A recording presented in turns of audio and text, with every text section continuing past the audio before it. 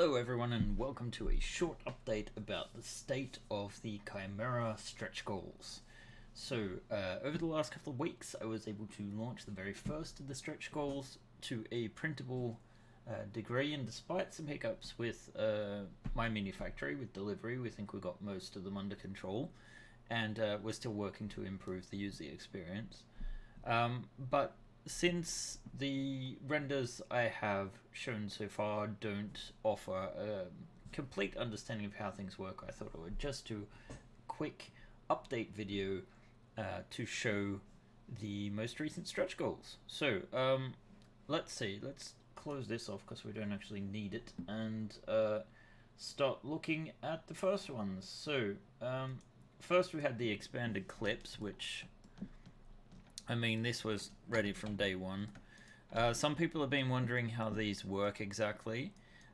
Essentially, the teeth on these are so that you can take a clip like this, and let's see if that will snap in, and so that the clip sort of fits in like that. So basically, if you're looking at the ribs, like these ribs at the top, and you have several in a row, you would feed these clips through here so that the teeth are pointed to the outside, so that, and you want to align them in such a way so that the indentation on the teeth matches the open lock ports here on the side. So that's the main gist of how that works. This little clip that I have here, it's sort of hooked. That one you can put on like the top rim of your top deck, or rather on the top of decks, like say here, you put them in there, and that will let you lift off the decks without having to clip them in place in the future. So it's just mostly for play. And then the vast majority of these remaining ones are actually, well, let's move that back into place, are actually all about strengthening the build. So for example, these ones here, they feed through, they're the half-inch ones. So basically, when you have bulkheads, they have clip holes but a limited number. So if you want to strengthen them, use these half-inch clips, which basically just extend the open lock clip so that it can lock in on two sides.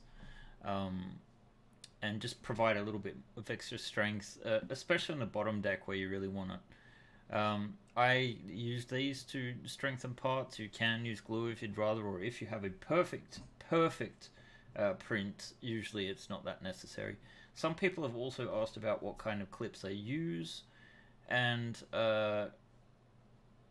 essentially I use a springy clip that's available on Thingiverse. It's a variant of open lock, which is just got a little bit more spring. I use the thickest version of that, so you can find it just with a simple search on Thingiverse. Anyway, before this gets too long, let's move on to the second one, which would be the flat top. Now, mind you, this scene still looks like a mess, but here we have like some of the standard parts for what we needed for the flat top, and essentially the idea was that we were going to replace the front of the ship here with an extra deck that's sort of like the same kind of angles as the bottom deck. Now, over here we have the final production version, and it was significantly more detailed than I had intended in the first place. So I have a variant of the front section, one with a filled-in hull, so there's no window there, and one that does have a window. So if you would prefer that, it's possible. Then we have these pieces which basically fit on top as just the that's not aligned quite perfectly there, but in any case it does match up. So you basically, instead of having to take off the whole top hull, you can leave the sides on to see the deck plan, which is nice because you know, the Chimera standard is angled. So these parts are all about doing that. There's also windows and walls to do the same. and you just stick these on the top. We have a bulkhead to reflect that. Hopefully I have aligned it right. I think so, because it goes with these kind of walls, so it looks like it should be about right now.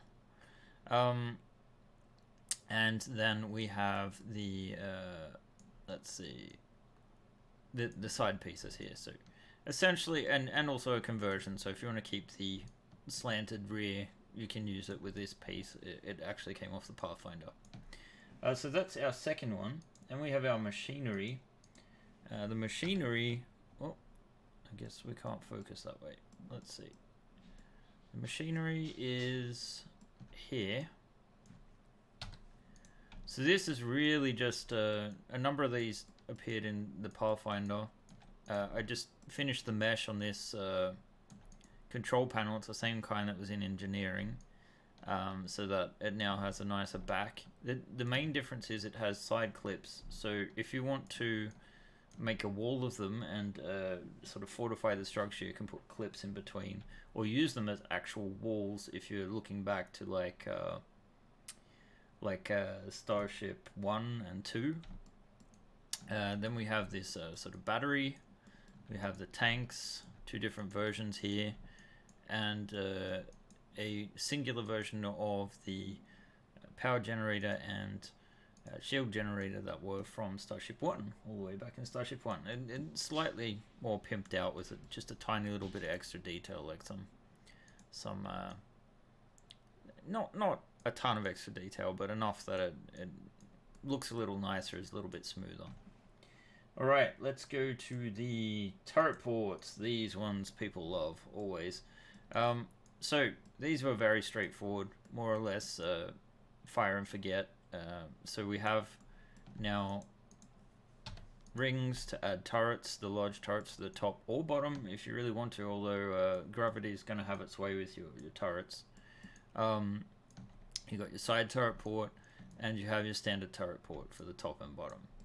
And then we have the standard turrets for those two different sizes. And of course, when Turrets Pack 4 is released, you'll have a ton of these larger turrets to play with.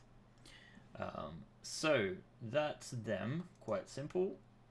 Now for the most complex one maybe so far, the angled underside. Now, this is going to take a little bit of interpretation on your part. Here we have the actual components. And I know it's a little bit hard to sort of see what they do. So first we needed bulkheads to support the angled underside, and this one essentially takes the top of the ship and puts it on the bottom, but we kind of have to, we can't just mirror the parts, we need to think about how the internals work. So we have the cargo bay bulkheads, and these have been broken down into two sections so that they actually are on separate decks, because I know a few people were having issues with the print size on Ender 3s. We have, well, I'll get back to the ramp and the solution for the outside of the ramp, and then we have the forward section, which if we rotate these, let's see, is that, yes, 90 degrees and 90 degrees. You should be able to see that these just slot together. They're not exactly aligned to be on the same height right now, but they should be fairly close. So yeah, just assume that these are going to go together, and basically you'll have a standard deck here, and up here there's room for an upper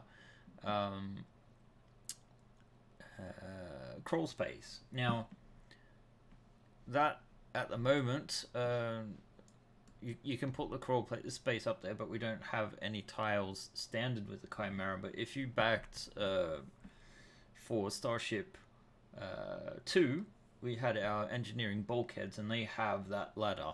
So they're on the MMF store if you just want to pick up those pieces. And I believe there's a good possibility that the actual piece with the ladder in it might be by itself. I'm not entirely sure. But yeah, basically we create this sloped front and sides. But with the sides we have a major problem. We have the landing gear that again was from the Pathfinder and the landing gear expansion. We kind of have to mix and match. Now for the complex part. And this is a bit muddled up because we have an illustration of the deck, and you can sort of see the inside detail here is a lot better than what it used to be.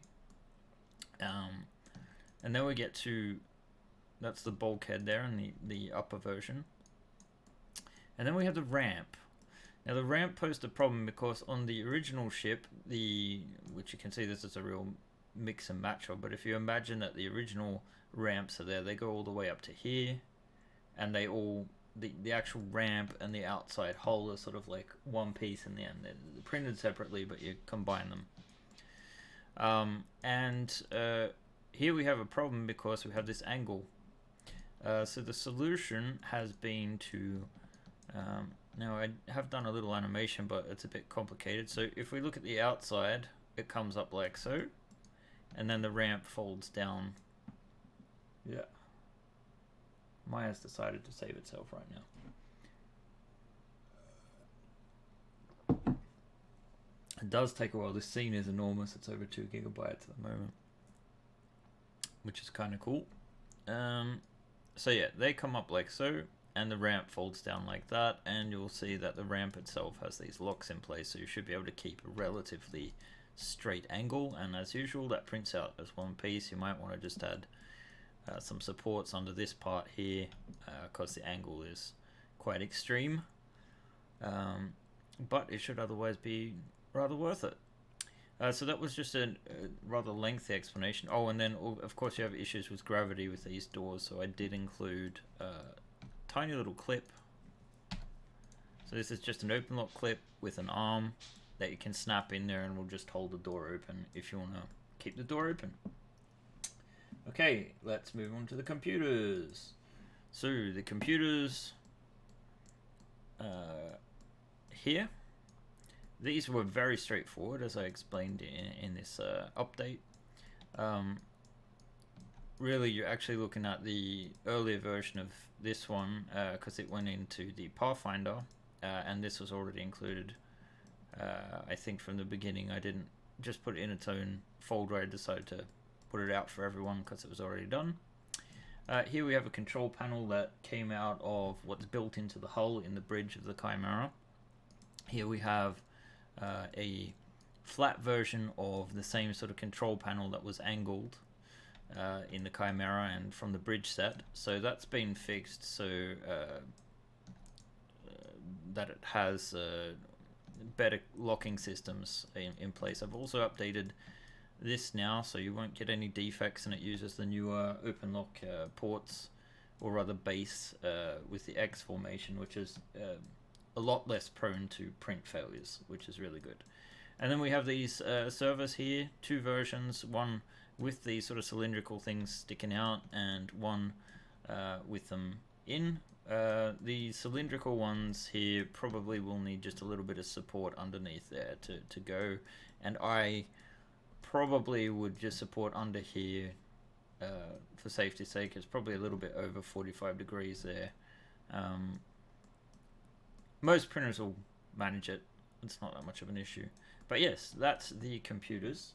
And now for the most exciting one, I feel. I spent a lot more time on this than I intended to with the airlocks, and you're going to see why. So these are the sort of parts for it. So we have an airlock door, sort of the standard thing. This would be the front of the ship. Here's a basic tile that's stuck in. Then you have this little airlock, and you have a ramp which has a ladder built into it. Now I've actually animated this so that we can sort of see how the ramp works. So it'll come up like so, and it just has this little notch there which will hopefully hold it reasonably well in place, and that just snaps in with some open lock clips there. Now originally I had like closed doors, one version for the top and the bottom, and it was one solid piece, so you just stick it into place. There was one basically with a rim underneath for the top one so that gravity would hold it in place, and then one with a rim on the opposite way so that you could lock it in on the bottom of the ship. But I thought, wouldn't it be really cool if the doors opened? So I spent a little bit of time making this cool shit happen. So these are mechanical now, and open and close. I haven't test printed it yet, but I think it should work. So you have two components to the doors, you have two halves, and you basically lock the door in, put them in place with some open lock clips, and that replaces like two ribs of the top or bottom, and it'll work on both the top or bottom. But then I realized that we might need a door for the inside. So this is actually an interior version. It wasn't originally planned. I added in some text to make it a bit more obvious what it is. And so you can see it has the same effect. The idea being that you have the bottom here, you have the top there, and you get this nice, very nice, you can change the angle and get two doors going, which I'm really kind of pleased with that, to be perfectly honest. So that's my update for today. Next week we're going to do the skinny, we're going to do the escape pods, and hopefully get a few more pieces in depending on the time. I expect the escape pods are actually going to take quite a bit of time to get to the level of detail that I prefer. So I hope you've enjoyed the update. I hope it wasn't too long.